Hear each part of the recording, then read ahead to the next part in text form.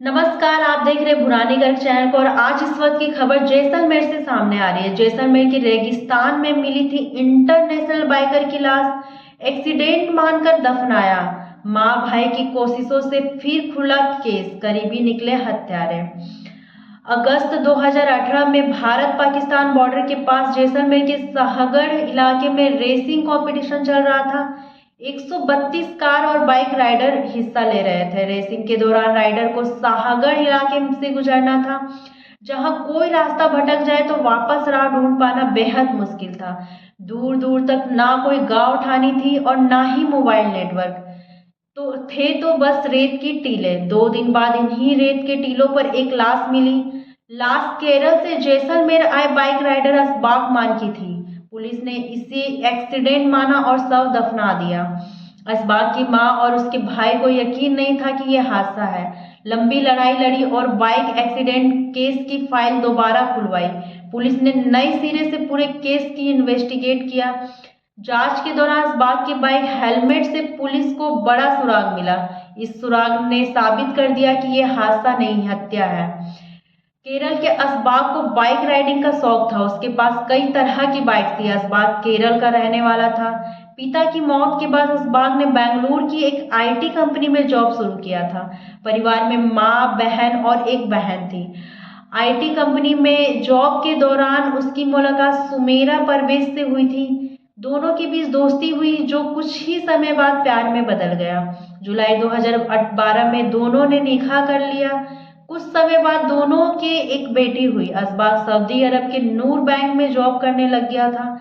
उसकी सैलरी 70 लाख रुपए थी।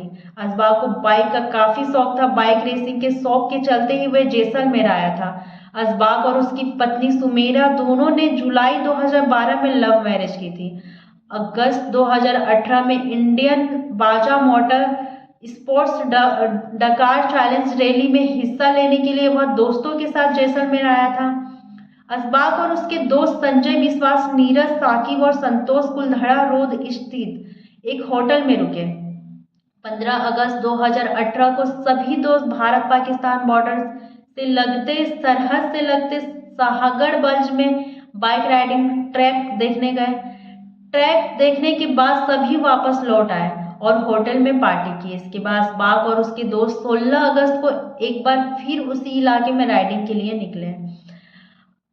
उत्तरी मोटर्स स्पोर्ट्स के तत्कालीन उपाध्यक्ष राज कपूर ने बताया कि असबाक उन 132 प्रतिभागियों में से एक था जो रैली में हिस्सा लेने पहुंचे थे।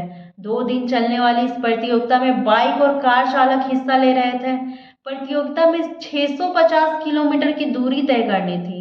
उन्होंने बताया कि यह काफी कठिन प्रतियोगिता थी। रेस जीतने वाले प्रतिभागी को मोरक्को में होने वाली रैली में हिस्सा लेने का अवसर मिलता। कपूर ने बताया कि असबाक बहुत बढ़िया बाइक राइडर था। उसके पास कई तरह की महंगे महंगे बाइकें थी।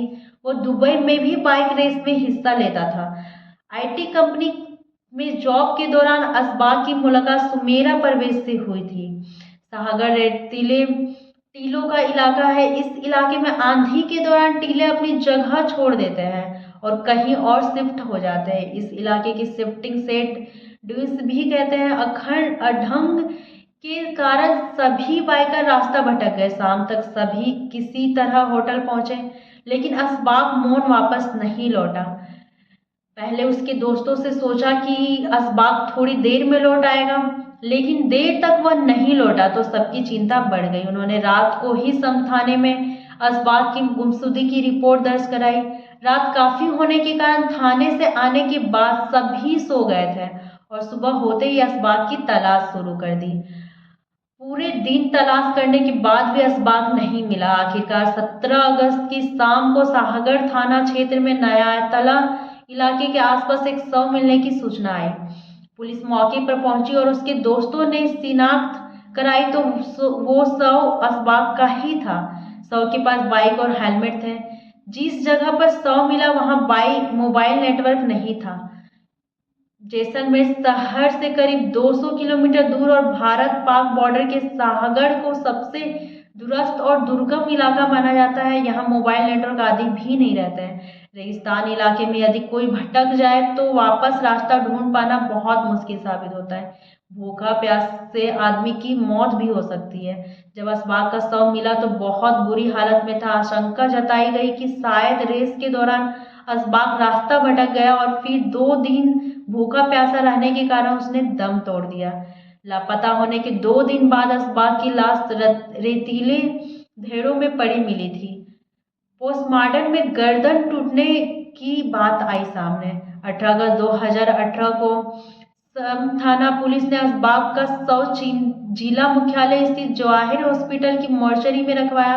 असबाग की पत्नी सुमेरा परवेज को इसकी सूचना दी। सुमेरा अपने पीहर वालों के साथ जैसलमेर पहुंचे। इसके बाद उनकी मौजूदगी में असबाग के शव का पोस्टमार्टम किया गया। पोस्टमार्टम रिपोर्ट में सामने आया कि गर्दन की हड्डी टूट गई थी। मौत के कारणों की और विस्तार से जानकारी के लिए बिसरा के नमूने भी FSL जांच के लिए भेजे गए।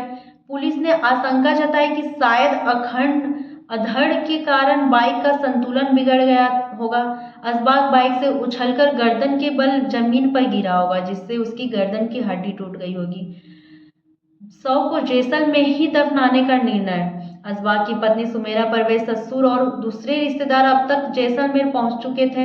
पुलिस ने असबाग का शव परिजनों को सौंप दिया। शव की हालत को देखते हुए घर वालों ने उसे केरल ले जाकर जैसलमेर में ही दफनाने का फैसला किया। जैसलमेर के कब्रिस्तान में पत्नी और ससुराल वालों की मौजूदगी में असबाग का शव दफना दिया गया। सुमेरा ने अपनी सास यानी असबाग की मां और उसके भाई को बताया कि वह शव लेकर केरल आ रही थी, लेकिन शव इतनी खराब स्थिति में थी कि उन्हें जैसलमेर में ही दफनाना पड़ा। इधर कुछ दिनों बाद पुलिस ने हादसे में मौत मानकर केस में FR लगा दी। असबाग की मां और छोटा भाई अरशद, जिन्होंने सबसे पहले शक जाहिर किया था कि ये हादसा नहीं हत्या है। असबाग को दफनाने के करीब 1 महीने बाद असबाग मोन का भाई अरशद और उसकी मां जैसलमेर आए। उन्होंने शक जताया कि असबाग की मौत की वजह हादसा नहीं है, उसकी हत्या की गई है। जैसलमेर पुलिस ने मामले दिलचस्पी नहीं दिखाई क्योंकि केस में उन्होंने फाइनल रिपोर्ट लगा दी थी। ये रिपोर्ट सीनियर पुलिस अफसरों को भेज दी गई थी। 2 साल तक असबाग की मां और भाई केस रीओपन कराने के लिए कोशिश करते रहे, लेकिन किसी अधिकारी ने इसे गंभीरता से नहीं लिया। जुलाई 2020 में केस की फाइल तत्कालीन SP अजय सिंह के पास पहुंची। अजय सिंह ने फाइल में मौका वारदात की ये फोटो देखी तो उनका माथा ठनका।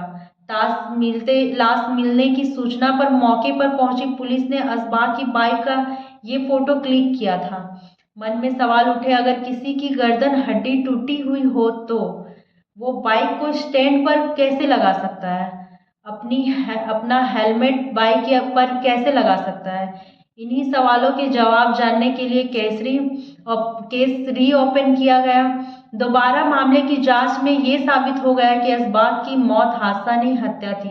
हत्यारे का खुलासा हुआ तो हर कोई दंग रह गया। कल पार्ट 2 में पढ़िए, जिसने की असबाग की हत्या। क्या था मर्डर का मकसद? पुलिस कैसे पहुंची हत्यारे तक?